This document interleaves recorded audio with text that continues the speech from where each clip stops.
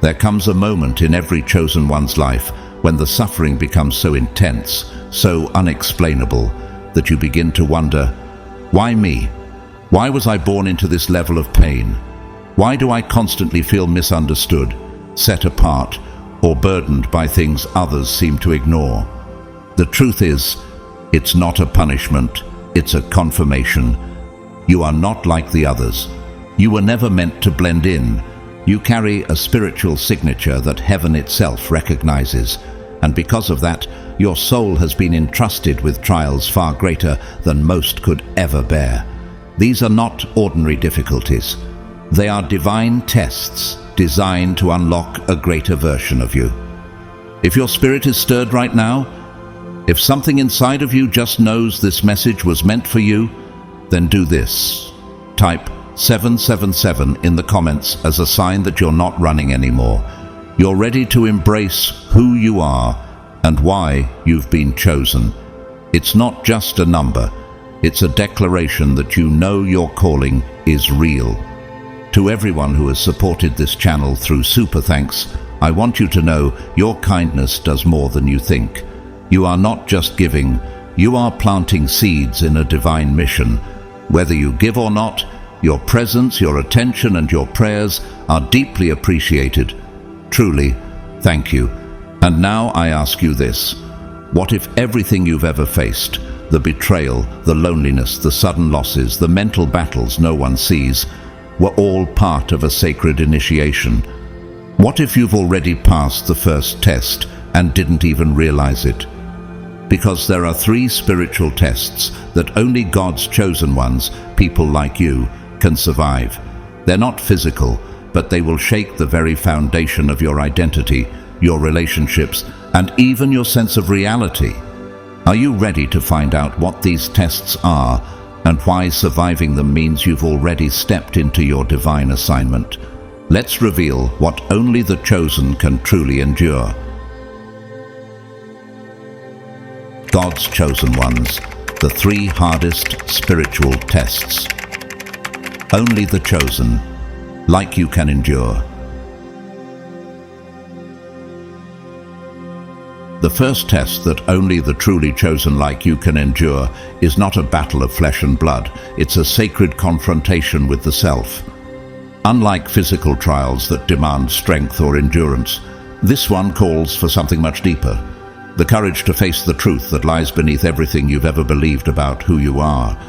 It is the encounter with your true self, not the version crafted by society, not the identity shaped by family expectations or personal achievements, but the raw, unfiltered soul that God created before the world ever gave you a name. This test doesn't knock loudly. It whispers in stillness, challenging you to strip away the titles, the image, and the carefully polished reputation. It invites you into silence and asks questions that echo through eternity. When everything you've been told you are disappears, what remains? When the applause fades, the roles dissolve, and the image crumbles, who stands in the quiet? This is the wilderness where chosen ones are set apart. Like Jesus, who was led by the Spirit into the desert before beginning his divine mission, you are being called to face your own inner wilderness. In Matthew 4:1, we see that even the Son of God did not begin his public work until he first faced temptation, identity, and isolation in private. He was asked, "If you are the Son of God," a question not of ability, but of identity. He didn't answer with performance, but with divine certainty. Can you also stand firm in who you truly are when no one is watching? This journey is not for the faint of heart. It demands that you walk through the fire of truth. Malachi 3:3 describes how God will sit as a refiner and purifier of silver. This means he watches closely as the impurities rise to the surface, not to condemn you, but to cleanse you. The pain you feel during this test is not meant to destroy you, it is meant to reveal you. But will you endure the discomfort long enough to meet the version of you that God originally intended? Most people retreat when faced with this kind of inner reckoning. They hide behind busy schedules, labels, and old patterns, anything to avoid the sacred silence. But for you, that isn't an option. Something within you refuses to settle. Even when life seems stable on the outside, there's a holy discontent inside that refuses to let you pretend.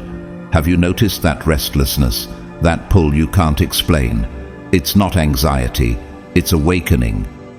Romans 12:2 offers a blueprint for this transformation. Do not conform to the pattern of this world, but be transformed by the renewing of your mind. This renewing often starts with unlearning, and unlearning feels like unraveling. But only through that unraveling can you discover the truth you were born to live. Take the example of Matthew McConaughey, a global movie star. At the height of his fame, he shocked the world by stepping away from big-budget films. Why? Because the roles no longer reflected who he really was. In his book Green Lights, he admitted that even success had become a mask. He said, "I needed to find out who I was again, not just what I was doing." That search mirrors the same journey you're being called to take. The first test will never ask, "What can you do?" It asks something far more sacred. Who are you when there's nothing left to prove? This is not about self-doubt, it's about self-discovery. And in the ashes of the false identity, something eternal is waiting to rise. The question is not whether you can survive this test, but whether you're willing to be transformed by it. Because once you pass through it, you will never again mistake your reflection for your true identity. You will no longer be bound by the world's expectations, because you will finally be free in God's truth. As the layers of identity begin to dissolve, something profound and undeniable begins to emerge. The realization that you are not, and never have been, separate from the divine. What you once believed to be the universe outside of you, distant, detached, foreign, is now revealed to be deeply intertwined with your very essence. You begin to see that the boundaries separating you from God, from others, and even from your purpose were never real to begin with.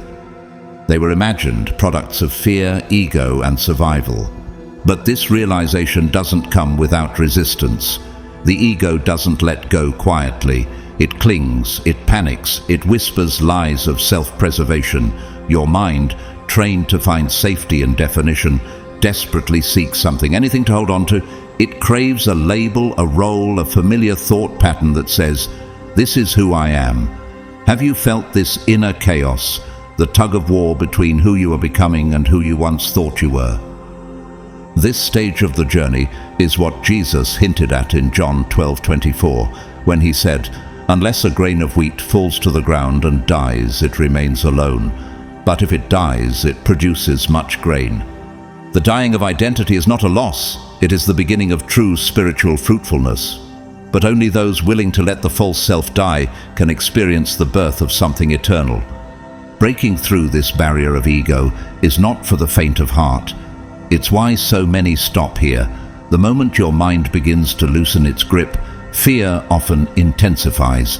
You may feel like you're losing yourself, when in reality, you're finally meeting yourself. But chosen one, have you ever considered this? What if everything you've ever feared losing was never really yours to begin with? Only a few are willing to walk this narrow path. Only a few dare to surrender completely. Those who do are often misunderstood, even rejected, because what they've discovered cannot be taught, only lived. And what is it that they uncover? That there is no line between you and the Creator, no veil between your soul and the sacred. British philosopher Alan Watts, known for bridging Eastern and Western thought, once said, "The ego is nothing other than the focus of conscious attention." He described it as an illusion, a necessary illusion, because it helps you navigate the world. But he also warned that mistaking the ego for your identity is like mistaking the map for the territory. Isn't that what many people do? They believe the story about themselves more than the spirit within them. But you, chosen by God, are being called to see beyond the illusion. You are not your thoughts. You are not your history. You are not even your successes or failures. You are spirit, eternally connected to God.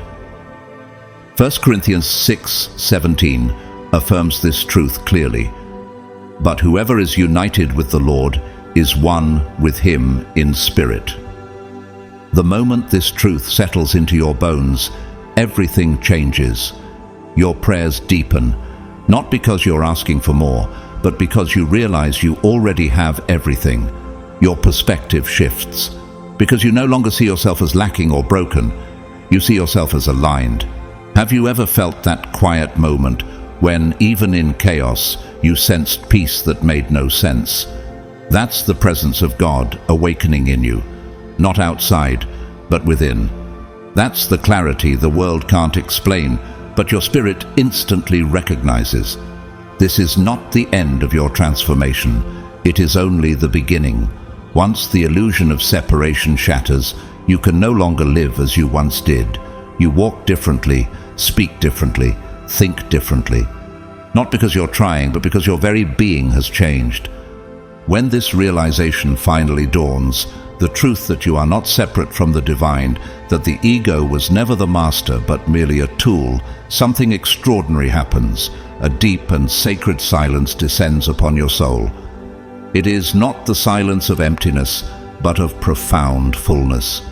There is no need to strive, no impulse to prove, no desire to be anything other than what you already are in God's eyes. An indescribable freedom begins to rise. Not the freedom of doing whatever you want, but the holy liberty of no longer needing to pretend. For the first time in your life, you are allowed to simply be. Not perform, not adjust, not wear a mask. You no longer need to carry the weight of identity, because you finally understand that who you are is not found in the layers you've built, but in the essence God placed within you from the beginning. But this level of freedom is not easy to hold. Have you noticed how quickly the human mind tries to run back to structure, to certainty, to the old stories? Many people, when faced with this spiritual openness, retreat. The truth feels too heavy, the silence too deep. The mask, though suffocating, feels safer than exposure. That's why the world clings to labels and roles. It fears the vastness of divine freedom. Galatians 5:1 reminds us, "It is for freedom that Christ has set us free. Stand firm then, and do not let yourselves be burdened again by a yoke of slavery." Yet many willingly pick the yoke back up. They choose slavery to identity, performance, and expectation because it feels familiar. Isn't that what happened when the Israelites begged to return to Egypt despite being delivered by the hand of God? Freedom without inner transformation can feel terrifying. But you, chosen one, are not like the rest. Something in you cannot unsee what has been revealed. Once your soul has tasted this truth, returning to the world of illusions becomes unbearable. You might still feel tempted to go back, to dim your light, to shrink your truth, to play the role that once made you feel accepted. But deep within you know that to do so would be to betray your calling. The real question is no longer, who am I supposed to be? But, am I willing to surrender who I thought I was so I can become who I truly am in Christ? Even the Apostle Paul spoke of this shedding of identity in Philippians 3:7-8, when he said, "But whatever were gains to me, I now consider loss for the sake of Christ. What is more, I consider everything a loss, that I may gain Christ." That is the posture of the chosen ones. Nothing is more valuable than the truth of your spiritual essence, your union with the divine. And this is why the few who pass this test don't stop here. They move forward, not because they are fearless, but because they know that this is not the end of the path. It is the beginning of everything real. The beginning of living, not from illusion, but from presence. Not from ego, but from purpose. Consider author and spiritual teacher Eckhart Tolle, who experienced a spontaneous spiritual awakening after years of depression and inner turmoil. He described that moment as the death of the false self, followed by overwhelming peace. He said, I couldn't live with myself any longer. And in that moment I realized, are there two of me? Who is this self I can't live with? That question shattered the illusion and revealed his true being. Could it be that you too are at the threshold of this breakthrough? This is the invitation before you now. Can you carry the weight of this freedom? Can you release the comfort of who you've been to embrace the mystery of who God says you are? If your heart is stirring as you hear this, it's because the Spirit is confirming what you already know. This moment is holy. The silence you feel now is not absence, it is alignment. And this new beginning is not built on identity, but on surrender. Welcome it, walk in it, and never look back. If you've made it this far, that already reveals something powerful about you. Something within you has been stirring, restless, watchful, awake, and that something refuses to be silenced. This is not a random moment. It's not an accident that these words have found you. When you think about it, how many people live their entire lives without ever pausing to ask themselves, who am I really? How many never question the roles they play or the masks they wear? But you're different. You've felt the pull, haven't you? A silent whisper echoing in your soul that says, you were born for more than this. That's the call, not of ambition, but of awakening. And the truth is, this divine calling doesn't come for everyone. Matthew 22:14 says clearly, for many are called, but few are chosen. You would not still be here if your spirit hadn't recognized something true. You are one of the few. Now that the first test has been revealed, the test of identity and ego, you're probably starting to understand the depth of what's really unfolding. This isn't just philosophy, it's a roadmap for the chosen. But here's something you must know. There are still more tests ahead. You haven't reached the summit yet. You've only reached the first gate. Each test is designed not to punish you, but to prepare you for the role heaven has assigned you. These spiritual trials are the flames that refine, the winds that separate wheat from chaff. Will you be ready when they come? Or will you be caught off guard, trying to figure it out when the moment arrives? James 1:12 promises, blessed is the one who perseveres under trial, because having stood the test, that person will receive the crown of life that the Lord has promised to those who love him. These are not just symbolic challenges, they are sacred opportunities. When life places them in front of you, you won't get a warning, you'll just have to know. And that's why it's crucial to recognize them now, while the Spirit is still whispering to you in grace. Think of it this way. If what you've heard so far has resonated deeply within your soul, if it has awakened memories, emotions, or even discomfort, it means this message is part of your divine curriculum. It's not a video you stumbled upon. It's a spiritual appointment. Are you willing to treat it as such? If you've nodded to yourself even once while watching, if something inside you has said, this is exactly what I've been waiting to hear, then don't let this moment slip away. Leave a like, not for the sake of numbers, but to seal your agreement with this truth. Subscribe, not for content, but for connection. This is more than a channel, it's a gathering place for God's chosen ones, a space for the awakened, the tested, and the called. You're not alone in this. You were never meant to be. By subscribing, you're stepping into alignment with a community that understands what the world cannot explain. A space built by someone chosen, for those who are chosen. And together we will walk through the next test, and the next, until you finally become all God created you to be. Now we must continue, because what comes next is not merely the second test.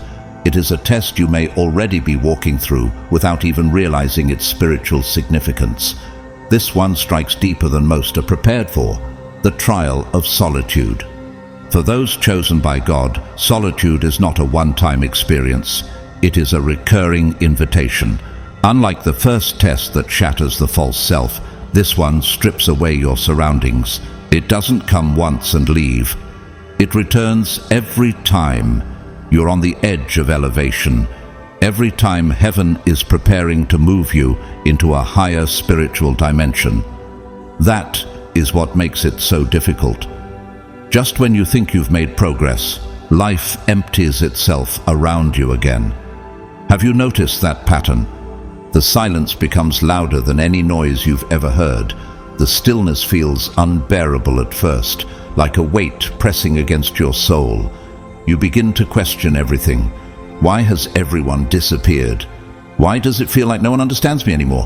Where did the comfort go? But the answer is spiritual.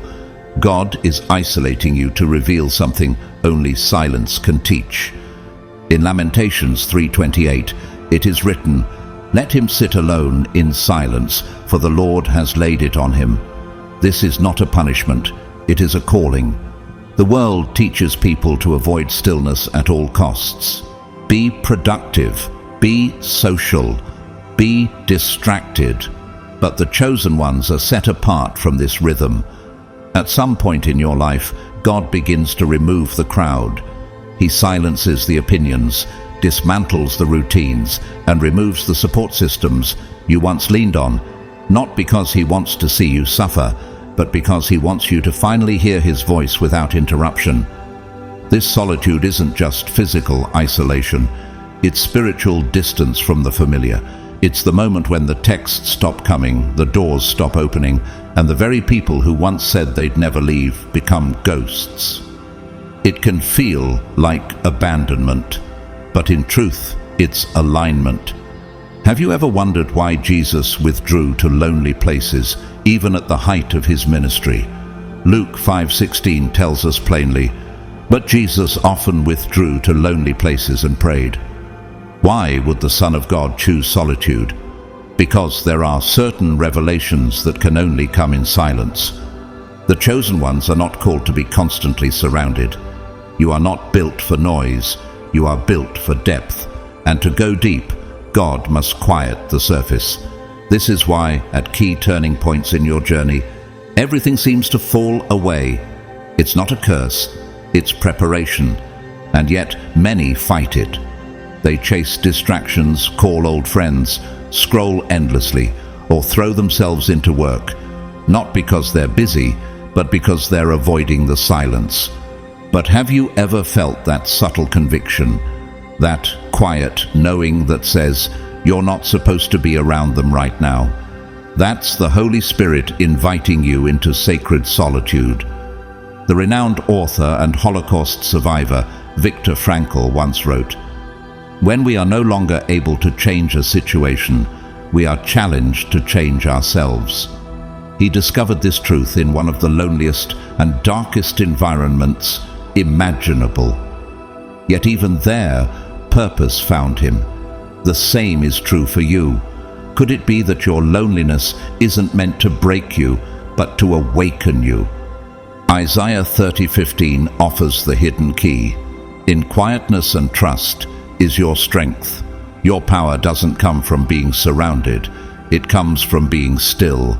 But will you dare to lean into the silence rather than run from it? Because if you can endure this test, if you can sit in solitude without losing your sense of self, then you will discover something priceless. You are never truly alone. In the absence of others, God reveals his presence. In the silence, the Spirit speaks. In your isolation, your anointing begins to crystallize. And that's why this test returns again and again. Each level of your calling requires a deeper level of intimacy with God, and that intimacy often comes when the world has gone quiet. This test of solitude is not merely about being physically alone. It goes far deeper than the absence of people in your space. It is about learning to live without external validation, without applause, without someone constantly affirming your every step. It is about standing in the silence when no one tells you who you are, what you should do, or how valuable you are. Can you remain confident when no one notices you? Can you move forward when every voice around you goes quiet? This is the part where many chosen ones begin to tremble, not because they lack strength, but because they've been conditioned to depend on outside affirmation to feel secure. But this test requires something radical, that you become rooted not in others' opinions, but in God's truth. As Galatians 1:10 challenges us, am I now trying to win the approval of human beings or of God? Or am I trying to please people? If I were still trying to please people, I would not be a servant of Christ. When the noise fades and all familiar structures vanish, when even mentors fall silent and the path ahead looks unclear, it is then that you must face the void. And what you find in that space can either frighten you or free you. Most turn away. Most grasp for distractions, for opinions, for anything that fills the silence and numbs the ache. But that silence isn't there to break you, it's there to awaken you. This is where the real test begins. Will you fill the emptiness with noise, or will you listen to what's been trying to speak beneath the surface all along? The chosen one must walk through the wilderness of silence and face the haunting absence of feedback and direction from the world. Why? Because this is the sacred space where your true identity is forged.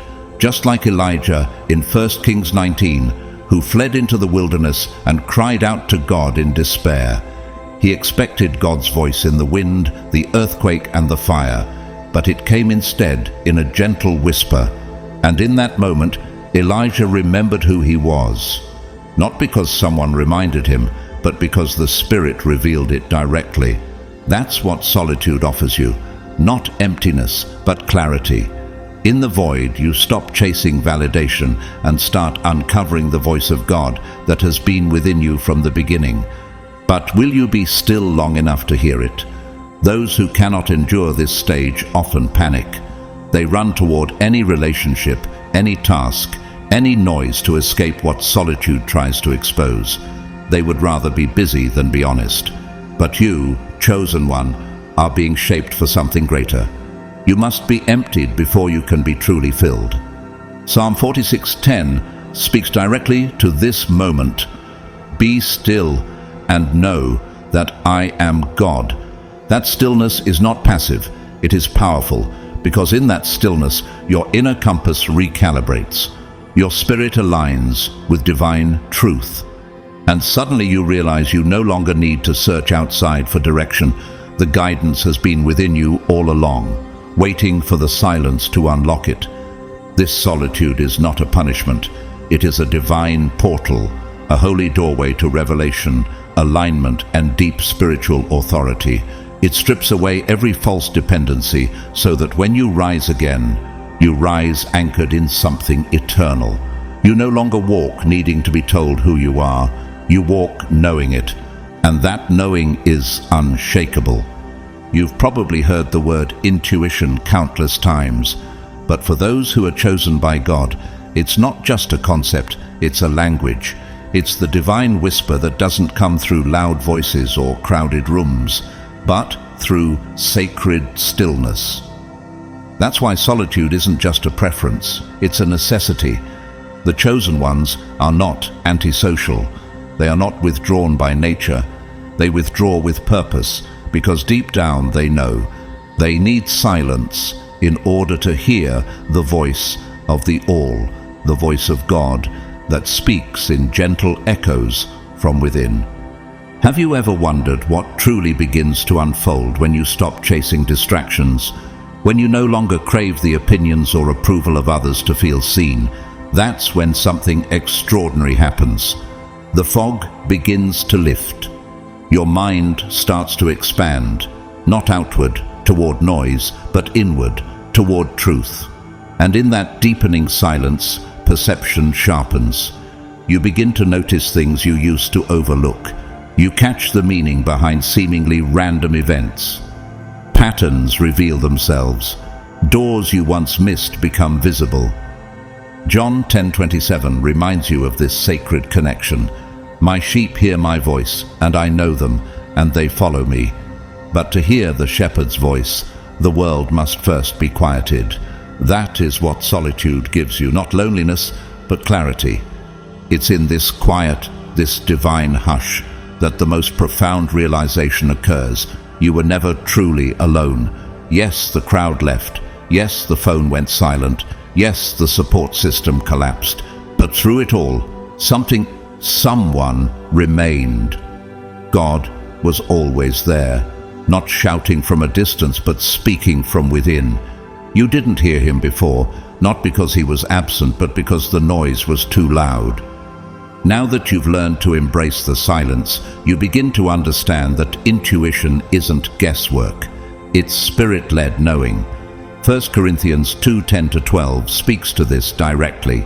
These are the things God has revealed to us by His Spirit. We have received the Spirit who is from God, so that we may understand what God has freely given us. That understanding flows best through still waters. It doesn't shout, it whispers. And suddenly you're no longer hungry for answers from the outside, because a deeper knowing rises inside of you, and you realize it was never about isolation, it was about revelation. Solitude didn't separate you from the world. It connected you to the one who created it. Even spiritual leaders throughout history have testified to this truth. Mother Teresa, who spent hours in daily silence and prayer, once said, "God is the friend of silence. See how nature, trees, flowers, grass, grows in silence. See the stars, the moon and the sun, how they move in silence. We need silence to be able to touch souls." Her words mirror the same truth you are now living. Do you see it? This is what solitude is meant to do for you.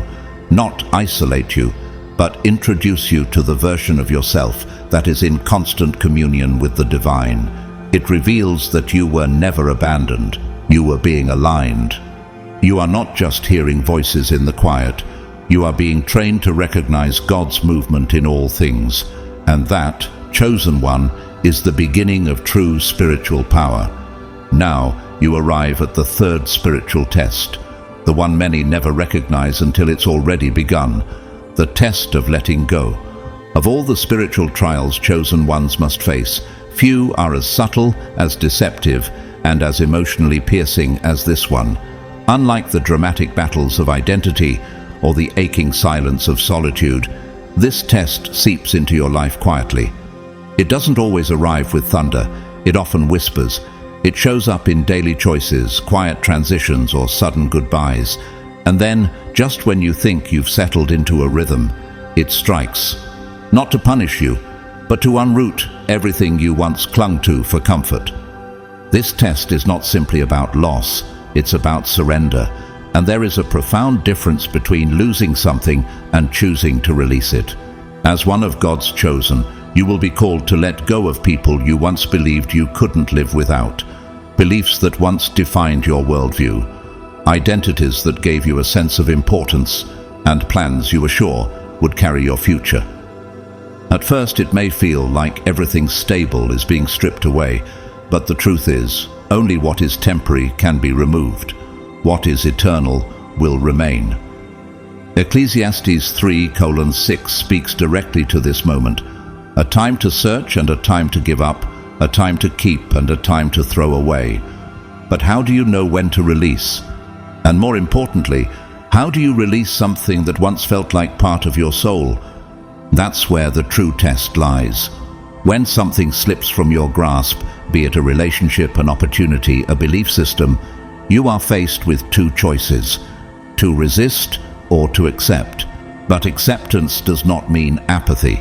It does not mean you're giving up. It means you're choosing to trust. Trusting that if it left, it has fulfilled its purpose. Trusting that what remains is enough.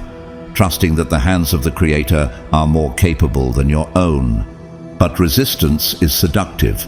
The ego hates surrender. It screams phrases like, "This isn't fair," or "This isn't how I imagined it," or "I'm not ready to lose this yet." Have you heard those words echo inside your heart during times of transition? That's not your spirit speaking. That's your ego trying to control what was never meant to be held.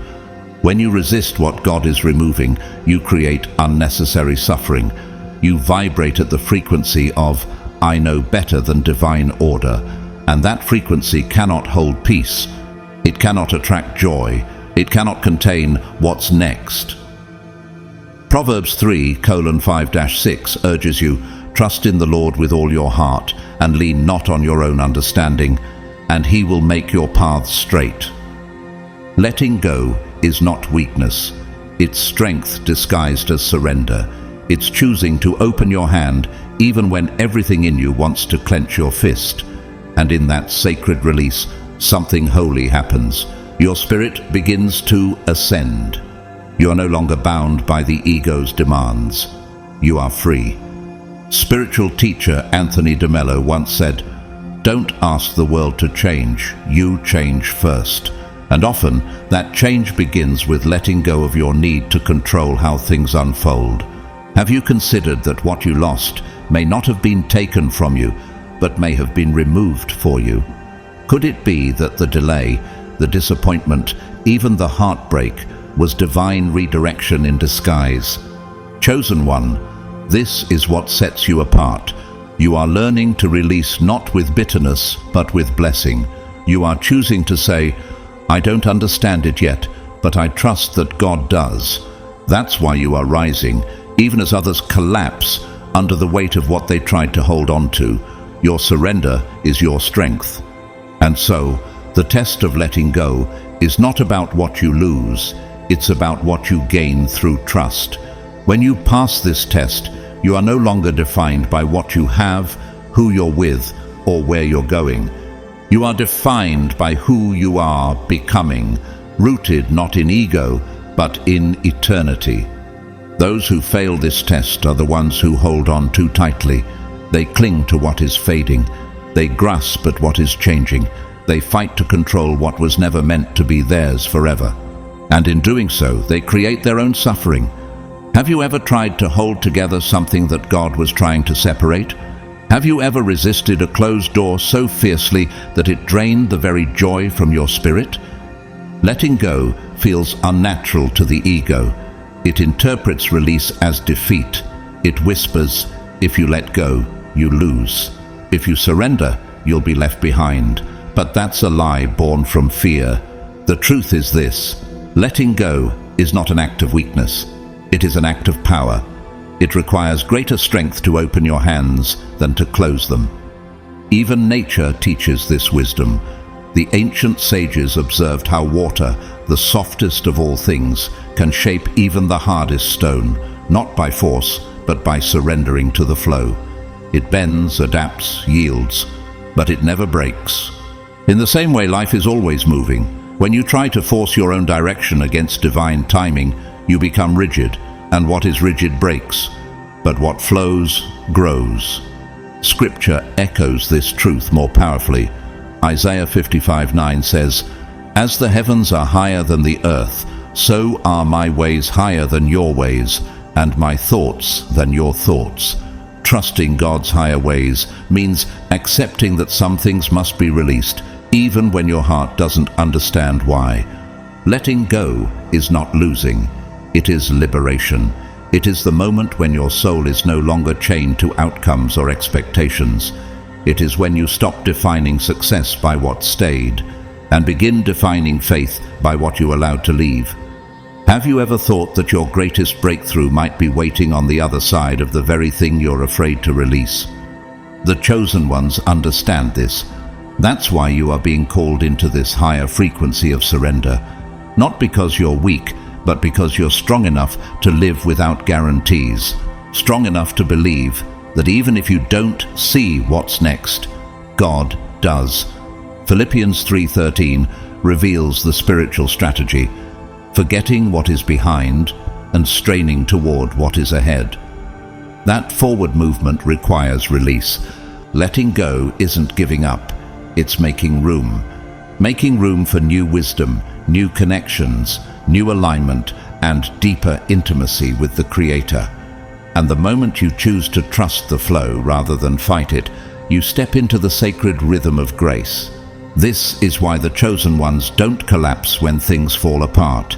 They rise, not because they've mastered control, but because they've learned the holy strength of letting go. And here is a detail that many overlook, one that quietly separates those who merely survive from those who ascend. This test of letting go doesn't only arrive when something leaves your life. It also comes disguised in moments of gain, in blessings, in breakthroughs. Because letting go is not only about releasing the past, it is also about surrendering your attachment to the future. Are you willing to receive without clinging? Can you welcome a new season without worshipping it? This is the hidden dimension of the test. Sometimes the ego clings not to loss, but to gain. It wraps its identity around a new relationship, a new opportunity, a sudden moment of joy, and quietly begins to depend on it for worth. But true freedom, the kind God prepares you for, is found not in possession, but in presence. You were never meant to anchor your happiness in changing circumstances, no matter how beautiful they may appear. Even blessings must be held with open hands. Job 121 reveals this profound understanding in the midst of great loss. The Lord gave, and the Lord has taken away. Blessed be the name of the Lord. Job's strength didn't come from what he had. It came from who he trusted. That's the spiritual posture of the chosen ones. You are not just learning how to release the old, you are learning how to remain unshaken when the new arrives. Because when the mind finally grasps this truth, everything changes. You no longer live in fear of what you might lose, nor do you cling anxiously to what you might gain. You begin to realize something sacred. The power has never been in what you have or lose. The power has always been in who you are. Who you are when the blessings come, who you are when they go, who you are in the stillness, who you are in the storm. And who you are at your core is unchangeable, unshakable, and divinely chosen. That identity does not depend on the presence or absence of anything in this world. It is rooted in eternity. Romans 8:37 affirms this boldly. In all these things, we are more than conquerors through him who loved us.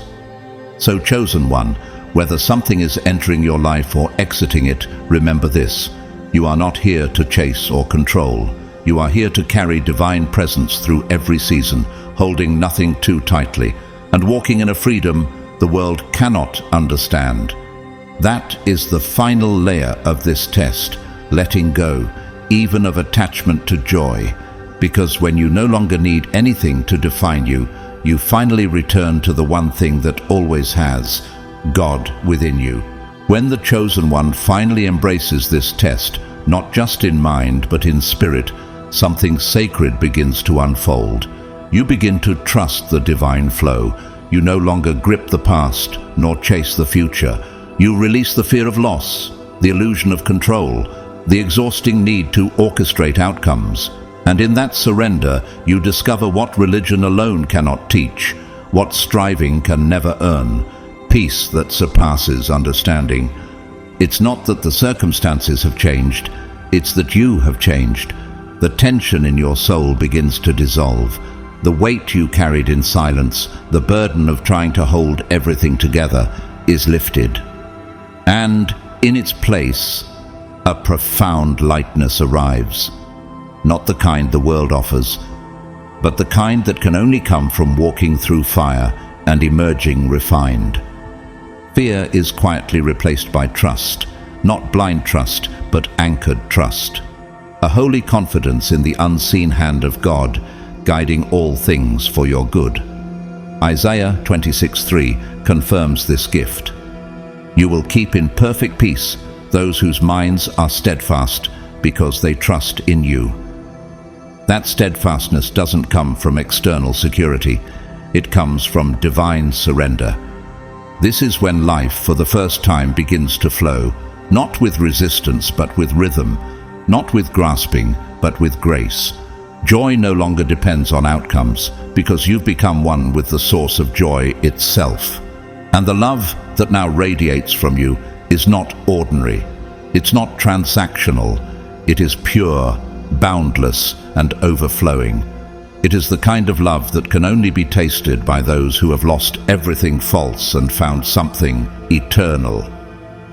And here is the mystery. That kind of love is not just a feeling, it is a frequency, a vibration that only those chosen by God can fully carry in this world, because you have walked through the darkness and refused to harden. Because you've released what others spend their whole lives trying to hold on to. Because you've let go, and in doing so, have stepped into what can never be taken away.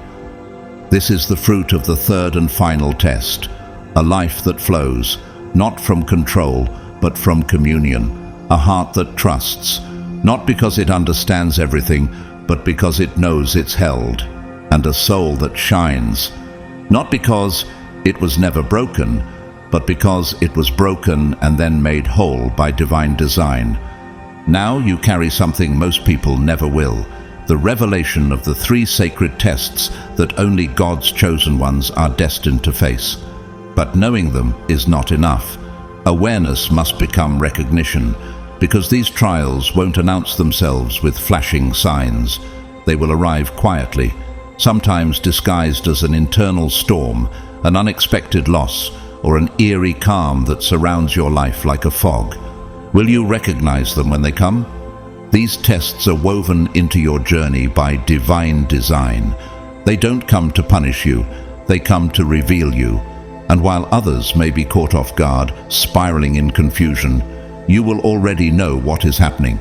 You will stand in spiritual awareness, whispering to yourself, "This is a test, and I am ready." But 1 Peter 4:12-13 offers a reminder for moments like these. Do not be surprised at the fiery ordeal that has come on you to test you, but rejoice inasmuch as you participate in the sufferings of Christ, so that you may be overjoyed when his glory is revealed. That's what this is about, not avoiding hardship, but transforming through it, becoming light through fire. Because this is what separates those who collapse from those who evolve, not strength, not perfection, but awareness. And now that you see clearly, you hold an advantage few ever realize. You will not shrink in confusion when your identity is shaken. You will not panic in the silence of solitude. You will not resist what must be released. Because now you walk with your eyes open and your spirit awakened. The world will keep spinning. Distractions will keep calling. Time will not wait. But now you must choose. You can turn back, return to the comfort of the familiar, the rhythm of survival, the illusion of safety. Or you can do what the chosen always do, move forward, with trembling hands maybe, but with a heart full of fire. You can embrace the sacred unknown. You can say yes to the challenges, and in doing so, rise into the next version of yourself. Because, chosen one, you were never here to find your purpose. You are the purpose. You are the vessel through which divine intention takes form. You are the storm, the silence, and the light that follows both. You are the message God is speaking into the world. So step forward. The tests will come again, but now you will meet them not as a seeker, but as a soul awakened. Now that you've walked through the 3 sacred tests, identity, solitude, and surrender, something inside of you is already shifting. You are no longer the same. You've tasted a deeper reality, and once your soul awakens to this level of truth, it can never go back to sleep. What used to satisfy no longer fills you. What used to scare you no longer controls you, because you've been through fire, and fire changes everything. But here's what most people don't realize. This awakening is not the end of the journey. It's the true beginning. When the veil is lifted and you start seeing the world through spiritual eyes, God doesn't just leave you where you are. He begins to reveal your assignment. Because being chosen is not a title, it is a mission. You are not just here to survive the trials. You are here to become a vessel for transformation. You are here to carry the frequency of heaven in a world that has forgotten what holiness feels like.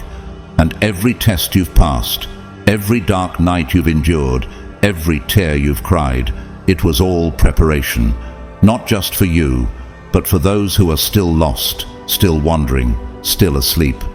Have you ever wondered why your battles have been more intense, your loneliness more unbearable, your losses more painful? It's because your calling is greater. Romans 8:19 says, "For the creation waits in eager expectation for the children of God to be revealed." That means the world is literally waiting for you to show up as your true self. The earth itself groans for the unveiling of the ones who carry God's light, and that includes you. This is why chosen ones often walk alone for long seasons, why they go through betrayals, delays, and spiritual battles others can't comprehend. Because God is not preparing you for a normal life. He's preparing you for divine impact. But now that you're awake, what will you do with this awareness? Will you keep it hidden, or will you let it transform everything around you? Will you speak the truth even when your voice shakes? Will you be light in places others avoid? Will you live not just in the world, but for the kingdom? This is your moment. This is your rise. And if you feel overwhelmed by the weight of it, remember this: you were chosen because you were built for it. You don't need to figure everything out. You just need to stay connected to God, to your inner voice, to the rhythm of the Spirit. You will be guided at the exact moment guidance is needed. Proverbs 16:9 promises, "In their hearts humans plan their course, but the Lord establishes their steps."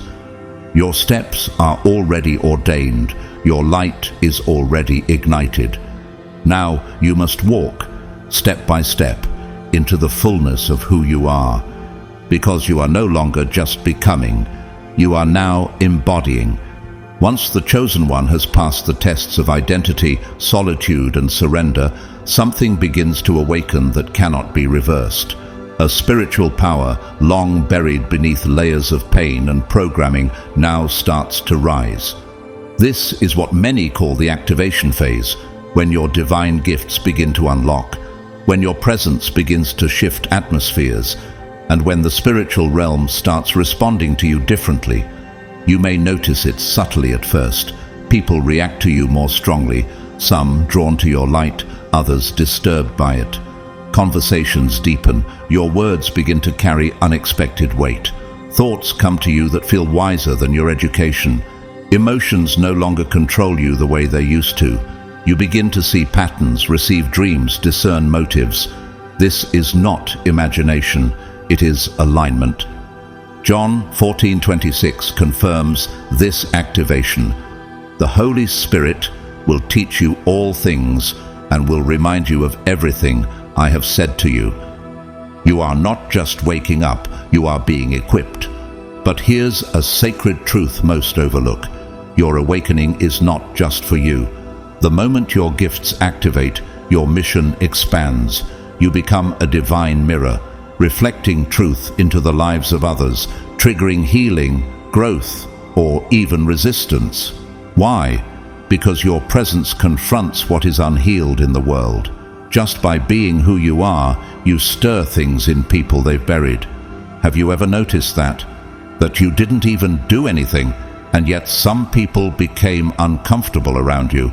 This is what it means to carry divine frequency. 2 Corinthians 2:15 says, "For we are to God the pleasing aroma of Christ among those who are being saved and those who are perishing." Some will be drawn to your spirit, others will be repelled. Not because you're wrong, but because their darkness cannot hide in your light. And you must learn not to take that personally. Chosen one, your job is not to be accepted, it's to be authentic. You are here to break cycles, to interrupt generational patterns, and to birth new realities. And yes, it will be lonely at times. Yes, you will be misunderstood. But you will also begin to witness miracles within and around you. Doors will open that logic cannot explain. Words will come when you don't know what to say. Provision will arrive at the exact moment you think you've run out. Why? Because God is no longer outside of you. He is flowing through you. Have you felt this beginning to happen already? That inner knowing, that quiet confidence, that heightened awareness that makes the world feel more alive. That's not imagination, that's your activation. You're no longer here just to believe, you're here to become. Now that your spirit has awakened and your divine gifts have begun to activate, a new responsibility emerges, the guardianship of your energy. Awakening is not the final goal, it is the beginning of a new battle. Because the moment you begin to shine, the world and the unseen realms take notice. You may already feel it. Suddenly, old temptations resurface. People from your past reach out, pulling you back into roles you've outgrown. Draining conversations reappear. Environments that once felt normal now feel heavy. Why does this happen? Because your light disrupts darkness, even in silence. The enemy doesn't fight what isn't a threat, but the moment you step into alignment, distractions will increase, warfare will intensify, and energy leaks will become more subtle. That's why awareness is no longer optional, it is essential. Ephesians 6:12 reveals what you're really up against. For our struggle is not against flesh and blood, but against the rulers, against the authorities, against the powers of this dark world. These forces don't always appear as obvious evil. Sometimes they come disguised as comfort, as compromise, as that one person you feel bad turning away. But chosen one, if you're not careful, your spiritual gifts can be dimmed, not because you lost them, but because you gave your energy to things that no longer match your vibration. Can you feel it when something or someone drains your soul? This is why the truly awakened must become discerning. Not everything deserves your time. Not every battle is yours to fight. Not every opportunity is a divine assignment. You must learn the difference between what feeds your spirit and what only feeds on it. Even Jesus, after pouring out his energy through healing and teaching, withdrew to solitary places. Luke 5:16 tells us, Jesus often withdrew to lonely places and prayed. He wasn't avoiding people, he was realigning with the source. Are you doing the same? Sometimes the most powerful act of spiritual warfare is saying no. No to manipulation, no to old cycles, no to over-explaining yourself, no to the versions of you that no longer exist. Can you set boundaries without guilt? Can you protect your peace as if it were sacred ground, because it is? The enemy's strategy is simple. If he can't stop your awakening, he will try to exhaust it. He will send emotional vampires, false connections, or situations designed to drain your frequency. That's why you must be vigilant. Proverbs 4:23 says, "Above all else, guard your heart, for everything you do flows from it." So guard your energy, guard your time, guard your thoughts, not out of fear, but out of sacred purpose. Because you're not just protecting yourself, you're protecting your mission, your frequency, and the people you're called to awaken. And here's the truth. You don't owe access to everyone who once knew the old you. You are no longer who you were. You are becoming who you were always meant to be. As we wrap up this profound journey through the 3 hardest spiritual tests that only the chosen ones like you can endure, I pray that you now see these trials through a new lens. These tests may seem overwhelming at times, but they are not here to break you.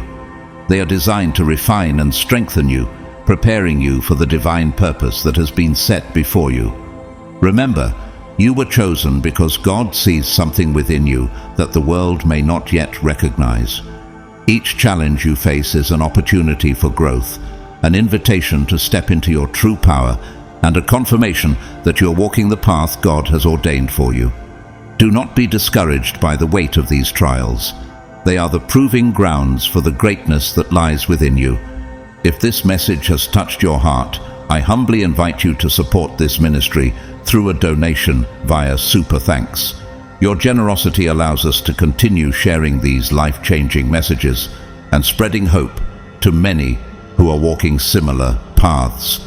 Whether you are able to donate or not, Please know that your presence, your support, and your engagement mean the world to us. We are deeply grateful for each and every one of you. I encourage you to like this video, subscribe to our channel, and share this message with those who need to hear it. Every like, share, and comment helps to spread these empowering words to even more of God's chosen ones. And don't forget to leave your thoughts below.